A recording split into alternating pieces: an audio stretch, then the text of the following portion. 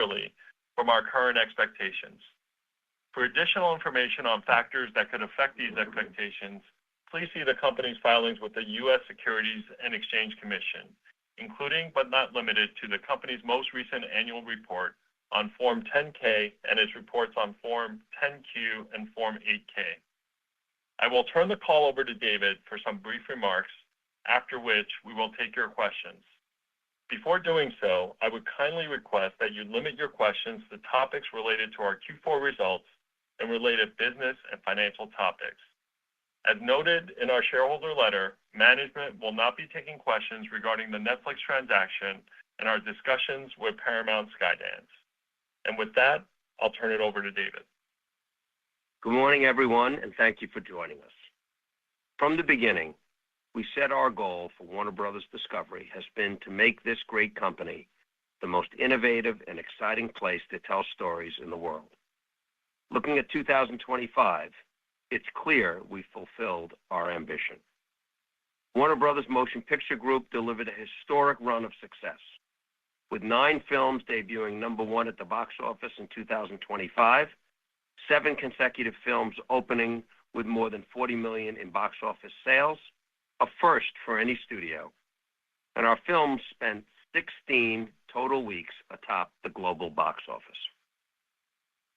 We accomplished this through brilliant original films like One Battle After Another, Sinners, Weapons, and global tentpole titles like A Minecraft Movie and Superman. And we revived IP like The Conjuring: Last Rites and Final Destination: Bloodlines. Fans responded, and critics did too. Our film slate won 9 Golden Globe Awards, including Best Picture, Musical or Comedy for One Battle After Another, and Cinematic and Box Office Achievement for Sinners. Next month, we're up for an industry-leading 30 Academy Awards, and we're optimistic the incredible original films we produced and talent we've worked with will deservedly be recognized. And we are seeing momentum continue in 2026. Wuthering Heights, our 9th consecutive theatrical release to open #1, has generated over $160 million at the global box office in 2 weeks, including an $83 million opening weekend, further reinforcing our commitment to exceptional original storytelling and our position as a premier destination for the world's leading creative talent. Building on the momentum, our 2027 film slate is set to deliver a truly monumental year for Warner Bros., with tentpole and franchise powerhouses on the horizon, from Godzilla vs. Kong 3, Superman: Man of Tomorrow from James Gunn, Minecraft 2, Conjuring: First Communion, Batman Part 2 from Matt Reeves, Gremlins, and Lord of the Rings: Hunt for Gollum. We also brought innovative and exciting storytelling to television, both in streaming and through our linear networks. So many of the series that shaped global culture in 2025 were delivered to audiences around the world by HBO and HBO Max. Building on shows like The Pitt, The White Lotus, and The Last of Us, HBO continued to deliver hits in the fourth quarter with several breakout sensations.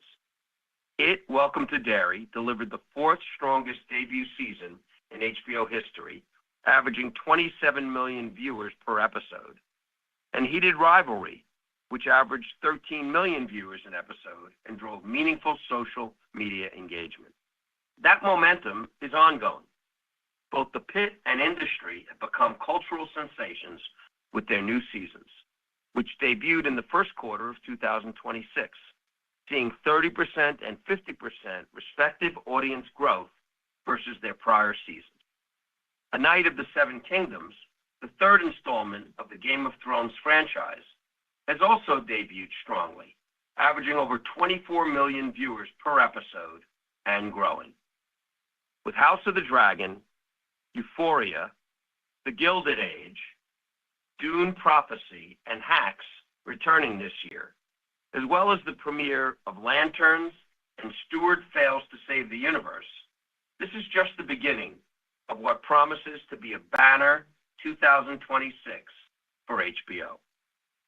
Our streaming segment also delivered terrific growth.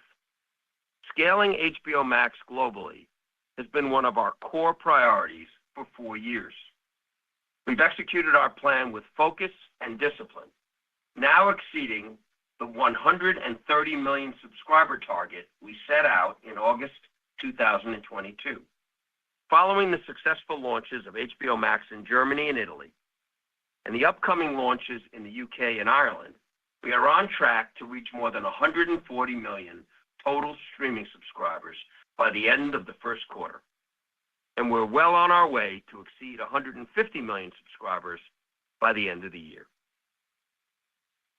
Our global linear networks also continue to create and tell stories that inspire and entertain fans. With 17 of last year's top 25 new cable TV series and improved general entertainment viewership trends in recent months, our global linear networks teams clearly remain highly attuned to today's audiences. While secular headwinds persist, our portfolio of networks attracted 30% of all primetime cable viewing in the U.S., and we advanced critical initiatives like the launch of CNN All Access. Encouragingly, we saw a sequential improvement in advertising trends during the fourth quarter, which has continued into Q1. And of course, the 2026 Milano Cortina Olympic Winter Games, which closed this past Sunday, was a massive success for Warner Brothers Discovery. Over the course of the Winter Games, we saw more than 50% growth in linear hours viewed compared to the 2022 Winter Games, and we more than tripled our streaming audience on HBO Max and Discovery Plus throughout Europe. 4 years ago, Warner Brothers was a business in need of transformation. Over that time, we've invested aggressively in transforming Warner Brothers Discovery for the future. We invested big in making great original film and television and reignited important legacy Warner Brothers IP like our DC Attack Plan, which James Gunn and Peter Safran have been executing, Harry Potter, Lord of the Rings, Gremlins, together telling stories that have shaped global culture. We invested in streaming technology and turned HBO Max into a world-class D2C platform that we have now launched globally in over 100 countries and territories. And we invested in our global networks, evolving our brands, accelerating our digital future, and empowering teams to adapt, innovate, and continue entertaining audiences worldwide. The result has been a creative renaissance at Warner Brothers Motion Pictures, Warner Brothers Television, DC, and HBO, and is exemplified by our success in 2025 with the best and most talented people on and behind the screen. Since our Q3 2024 earnings call, when we made clear we were evaluating all paths to unlock value, we have taken decisive actions, first through our corporate reorganization, then announcing the planned separation of Warner Brothers and Discovery Global, and ultimately a comprehensive strategic review. Our board continues to lead a rigorous, highly competitive, and thorough sales process.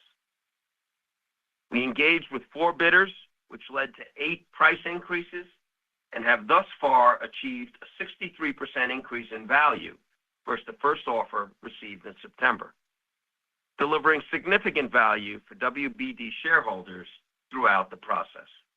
Our focus has and always will be maximizing value and certainty while mitigating downside risks.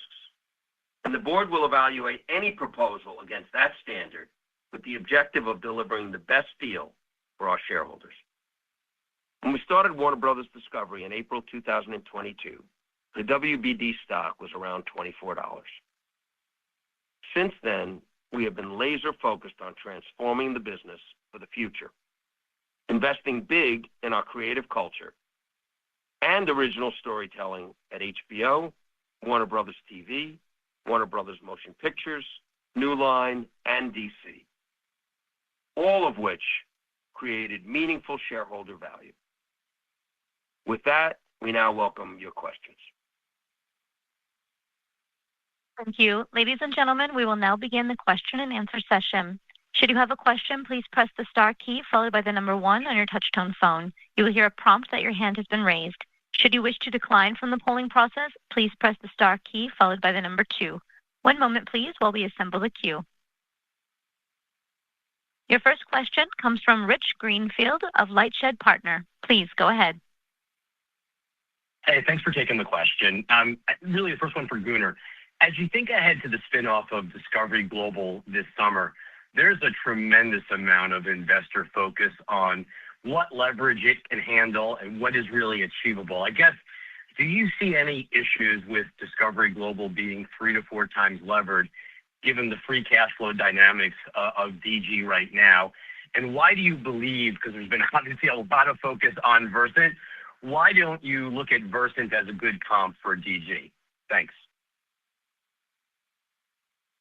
Okay, good morning, everyone, and thank you, Rich, for those questions. Look, I don't want to talk about sort of specific comparison with our competitors here, but I do want to talk about the opportunity for Discovery Global in general. And I have spent a lot of my time over the past half a year, working with the great networks leadership team, fantastic people, and I really do believe we have an opportunity to double down on what already makes us a global leader in the field. We have unmatched scale internationally and locally. We have iconic brands reaching 1 billion people. We have trusted journalism with CNN and TBN and other players everywhere in the world, fan favorite talent, a world-class sports portfolio, and I'll say a little bit more about sport and how that differentiates, and a strong digital footprint that is already contributing meaningfully to the monetization of our brands and our network content, and I think has tremendous growth opportunity as we get going here. I do want to start with the international opportunity a little bit because that's typically harder to understand from a domestic perspective here. But number one, we have fundamentally different trends internationally. For example, we're expecting to be flat to slightly up in international ad sales this year. Obviously, a fundamentally different setup than the domestic business, and largely impacted by the fact that we have meaningful free-to-air presence in many of the key markets. We also have scale internationally that allows us to partner, potentially think about M&A partnerships, representation with other players in the market, and a team that's been in these individual territories for decades, boots on the ground with strong relationships in all of our revenue lines. So that's number one, and I think hard or sometimes overlooked from a domestic perspective. Number two is sports, and I'll talk about the U.S. side here for a second. Not all sports rights are created equal, and if you look at our sports portfolio, and if you just take one metric over the past 12 months, we've had 140 events where we reached 2 million people or more. So this is a high-quality, high-impact sports portfolio, and we're committed to continuing to support that portfolio with opportunities as they arise. But we feel very, very well positioned with that. I do want to talk about D+ for a second. We haven't talked about it a lot because HBO Max has been the core priority. But if you remember back when we merged into Warner Brothers Discovery, we were trying to shut down Discovery+. And the fact of the matter is we still have millions of viewers who are very regularly engaged, who love the content, and there is a tremendous opportunity. We have already opened up the buy flow again in certain international territories, and as you saw in our proxy, it is a profitable business, and I think has a lot more ahead for us. CNN, I mentioned the journalism. CNN is the most trusted global news brand. The news gathering organization is unrivaled from my perspective. Whenever something happens anywhere in the world, we don't have to have people at a desk. We don't have to send people. We have people on the ground who are there, within hours or minutes, sometimes able to cover whatever is going on, and that's reflected in the spikes and the strong viewership we've seen coming into the first quarter of this year. And Mark Thompson has been leading that business with an eye towards leveraging that that core asset of the global news gathering organization into a much broader monetization interaction model. We've launched CNN All Access to give people the interaction with our news offering however and whenever they want. And again, you saw in our proxy the ambition how we're planning to begin growing that business again after a phase of investments. And then, I'll speak as the CFO here again for a second. The capital structure, it's sometimes overlooked, and that goes to the first part of your question. Again, if you do the math based on what was disclosed in our proxy, you would see that Discovery Global would come out of the gate with roughly, call it the 3.3 times net leverage number. That is absolutely sustainable and supportable. I actually think that rating agencies are probably going to, and again, it's early days. We don't have final ratings yet, but I would expect that we're going to see, single B, maybe low double B ratings for Discovery Global. So absolutely sustainable, and there is a huge opportunity because, as we've shown in the past, we are very well able and willing to leverage the opportunities in our long-dated, low-interest capital structure. So again, I could not be more excited about that opportunity, and we're ready to get going. Doesn't sound like you're losing a lot of sleep over leverage. Absolutely not. You're right. There has been a lot of investor focus. There has been a lot of debate also about this famous debt allocation mechanism. Just to be absolutely clear, this board and the management team, we're targeting to optimize shareholder value in everything we're doing. We're targeting to not have to move any debt around.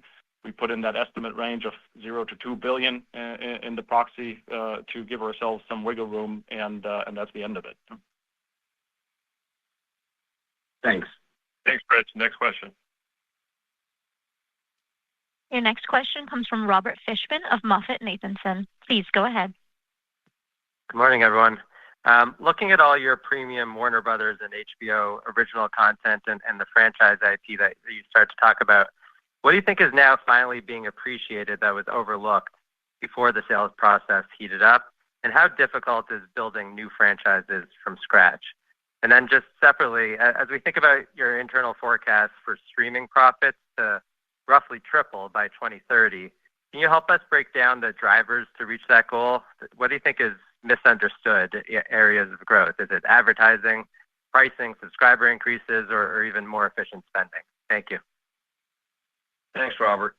I think that there was we certainly had a team, me included, that was focused on delevering this company and paying back debt. And we needed to accomplish that, and we did.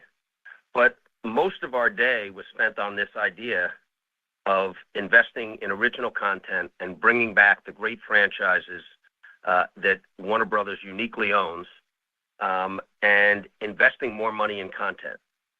And so, yes, we canceled a lot of movies and a lot of series when we first got here. The question we asked in each case is, how is this content and how are these stories helping us, and are they doing well? And so we canceled a lot of stuff that was down 50% or 60% that we didn't think was going to be successful. What I think was missed was we hired a great leadership team, creative leadership team, and we invested enormously in this mission of this question that we ask ourselves all the time, that, what stories will we tell at this great company, at Warner Brothers, at HBO, at Warner Brothers Television? And so we really tripled down on investing in getting the best writers and directors back at Warner Brothers. We didn't lose any creative talent in the last 4 years, and we added substantially to that, and investing aggressively in original content at HBO, Warner Brothers Television, Warner Brothers Motion Pictures, and not just investing in just doing in existing franchises.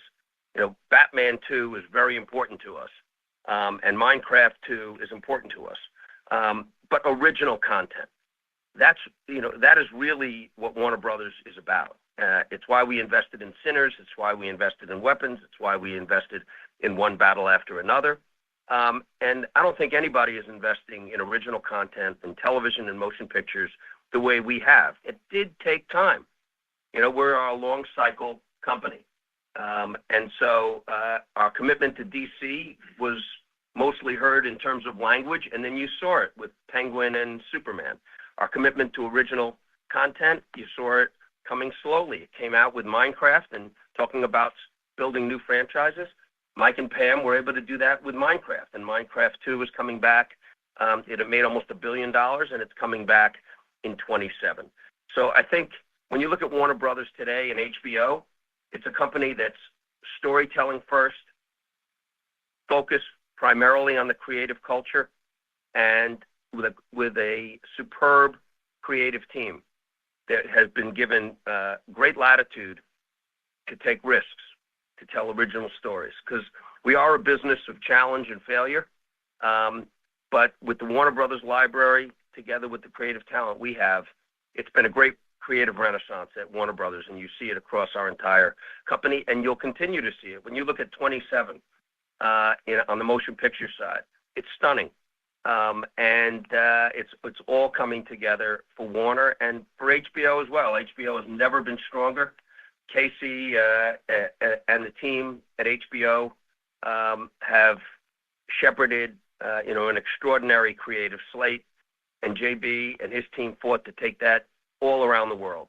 And now that we'll be launching in the UK, Germany, Ireland, and Italy, we're not done yet, but it's a huge accomplishment to take this business global and to see it soar.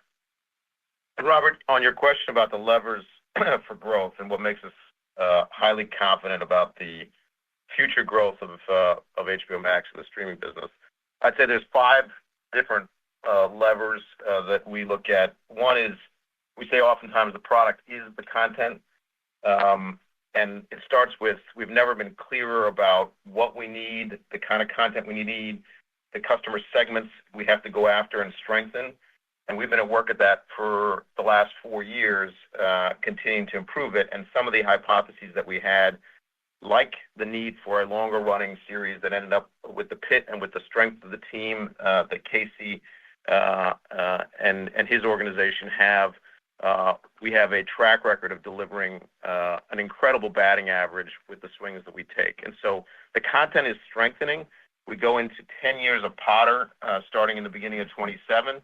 And so we have great visibility to a strengthening content slate, which is at the core of everything we do. The second is, we are seeing, and we do expect, further volume and penetration growth driven by obviously relatively recent launches in big, sizable new markets, including the European markets that we are in the process of completing this quarter. And so there's more growth to be had in those markets, penetration growth in our existing markets driven by partly the content slate, a sharper marketing focus, social outreach that is strengthening. And then we're in the second inning of our password sharing enforcement. And so that is just beginning to get scale. It hasn't expanded globally at all. That'll start in 2026. And so that's volume and penetration levers. The third is product enhancements. We talk about this all the time, that we went from not good to good, but we're still got a ways to go to get to great. And that is every day, hundreds of improvements last year that we made that move the dial, inches every time, but to improve engagement and retention. The fourth is obviously retention. We have focused a lot, but we still think there's significant opportunity to continue to improve churn and retention. And we have a number of initiatives going forward this year and next that will continue to drive that lower. And then the last is just monetization, which is obviously a combination of both price on the subscription side and ad sales, where we are very early in the ad sales, growth trajectory based on the fact that our fill rates are still relatively low internationally, and we're still launching in new markets with our ad tiers, and we think there's further upside in the years to come. So we feel great about the next couple of years and the really kind of sweet spot of the flywheel we're finally getting into, to seeing content, marketing, product enhancements all flow together to drive that growth. Seeing HBO driving it globally was such a key initiative for us, and doubling down on the quality content, and also backing Channing and her great team on rebuilding Warner Brothers Television as the the largest and premier producer of TV in the world. But one of our big bets was the motion picture business. We believe in the motion picture business. We love the motion picture business. And 4 years ago, most of the movies were being made to go direct to streaming. We did get rid of a lot of those movies. But then we took those economics plus some with an ambitious idea that people will come back to the theaters. And Mike and Pam believe that, and Bremer believe that, and James Gunn and Peter believe that. And we as a company believe so deeply in the motion picture business, in putting movies on the screen for a shared experience. It's the top of the pyramid. It's what we all grew up with and were awed by. And it's what, when we look at this year and we look at next year and the year after, our commitment to the motion picture business it's at the core of our company, and we're just excited about the fact that people are going back to the theaters and they're going back to see our content. Thank you, Robert. Thank you both. Next question, please. Your next question comes from Peter Supino of Wolfe Research. Please go ahead. Hi, good morning, everybody. I wanted to ask you to expand on the international expansion of DTC. You mentioned earlier in today's call that the programming is the product, and so I'm wondering if the amount of programming that you're offering international audiences is today driving enough engagement to get you a level of ARPU that enables you to make money, or does that flywheel that you're working on require more programming dollars, and does it require any local programming? Thank you. Yeah, Peter, I guess a couple observations. When we kicked off this journey 4 years ago, we said that we would focus on launching in markets where we thought we could actually be profitable within a 3 to 5 year time horizon of launch. I will tell you that that has turned out to be, we've turned out to outperform that metric significantly and turn profitable in most markets within 1 to 2 years of launch. And so we are well ahead of where we thought, and the international businesses are, particularly the ones that have been around for a couple of years, like Latin America, for example, meaningfully profitable. And so we continue to see opportunities to drive that profitability further. The big benefit that we have compared to some is that a lot of the IPs that we're working with have global audiences already. And so whether it be DC and our both DC theatrical slate as well as the DC series we do, whether it be obviously the HBO brands in the Game of Thrones universe as an example, and even on the theatrical side, other series and other things that we have in development that piggyback off of a already established global franchises. We don't need to actually, our content appeals to those global audiences in a unique way that is different than most. And so our need to do a lot of local international content is a little bit different than other players, number one. Number two is we are doing, and we have been doing, select international content in markets that either there's a particular need or where the content seems to travel better than in most places. And so we were early on a couple years ago to acquire the biggest leading local streamer in Turkey, which is a content type that travels well. Turkish novellas across many parts of the world do really well. And so we target investment in markets where both there are strong, big scaled opportunities as well as opportunities where the content tends to travel. We announced this partnership with CJ last year on Korean content, which also obviously has a great track record of traveling well. And so we are already investing in local content. We don't see a need to have a meaningful spike up. We will continue to invest in those markets as is currently in our plan and in the financials you see represented in the proxy. But that certainly local international content continues to be important, but we don't see a certainly major step change needed to continue to drive our growth. Thanks, Peter. Next question, please. Your next question comes from Brian Kraft of Deutsche Bank. Please go ahead. Oh, thanks. Good morning. I had two if I could. Just first on the studio, I was wondering if you could provide some more color on the video games pipeline and how your broader strategy is evolving there, including what's coming in 2026, and just any kind of directional color on what your guidance assumes for 2026 EBITDA contribution from video games relative to 2025. And then I just want to ask on the network side, could you give a little more color on the advertising improvement? I know there was an NBA headwind, but how much improvement did you see in domestic advertising, excluding sports, versus the international side, which also sounds like it's performing well and had some improvement? Thanks. Yeah, thanks, Brian. On the first one, on the game side, so obviously 2025 was a year of sort of reset for the games business. And we really went back to kind of the basics. And the largest part of it was we had allowed ourselves to sort of get distracted to going after too many IPs with a too broad a set of studios. And the core of last year's reset was around getting back to proven studios with proven games and proven players. And so that's where we are now. Obviously, 26 is a year, given that 24 we had, unfortunately, unsuccessful launches. 25 was this reset year, so we didn't really replenish the pipeline. 26 we'll see a sort of year that looks similar to 25, but the real fruits will start coming in 27, 28, when we return to some of our biggest franchises, launching in that time frame and returning to those franchises. We haven't announced those yet. In 2026, we have two big IPs launching. One in May, which will be our Lego Batman series from one of our most prolific studios in the UK, TT Studios. We are thrilled about. We announced that game last August. We just released another trailer yesterday, and the feedback and the trending and tracking is looking terrific for that game, and the quality of the game is fantastic.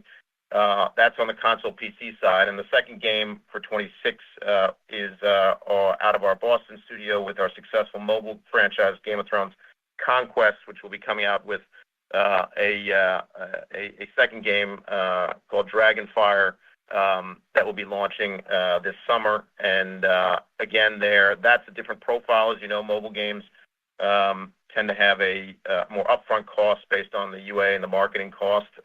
But we feel confident, just like its predecessor, Game of Thrones Conquest, which 8 years on is still delivering significant financial returns, that one will also see a similar trajectory and will help us build a even more robust library. Thank you, JB. And then on the ad sales side, Brian, so generally speaking, starting with the U.S. market, from our perspective, the market itself has been relatively consistent with prior quarters.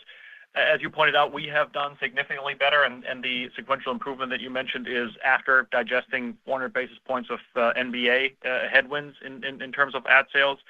And look, the drivers here are, number one, the new upfront has kicked in.